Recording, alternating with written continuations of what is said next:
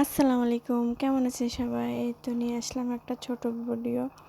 এই তো আজকে আমাদের বাড়ি টাটকা সবজি তুলবো। এখানে আছে মিষ্টি আলুর ডগা। এই যে এখন আমি আলুর ডগা পেরে নিব। এটা আমাদের বাড়ির ফ্রেশ টাটকা সবজি। দেখেন কত সুন্দর হলো, একদম ভেজাল মুক্ত, কোনো সার এবং কোনো নেই।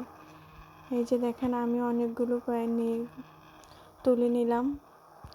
এখন আমি এগুলো নিয়ে বসে ছুলে নেব। এই যে দেখেন আমি এখন এটি ভালোভাবে সুন্দরভাবে বেছে নিব। আসলে বাড়িতে গ্রামে থাকলে না একটা সুবিধা, মানে বাড়িতে সব কিছু তৈরি করা যায়। যেমন আমাদের বাসায় অনেক সবজি গাছ আছে, আমরা বাজারেতে সবজি না কিনলে হয়। এই যে দেখেন সবগুলো আমি বেছে নিলাম। তারপরে যে আমি কেটে নিব।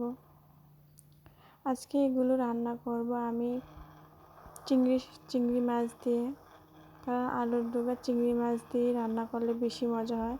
আপনাদের এদিকে কি বলেন একটু জানাবেন। আমাদের এখানে মিষ্টি আলুর ডগা বলে, ভাঙা বলে। এই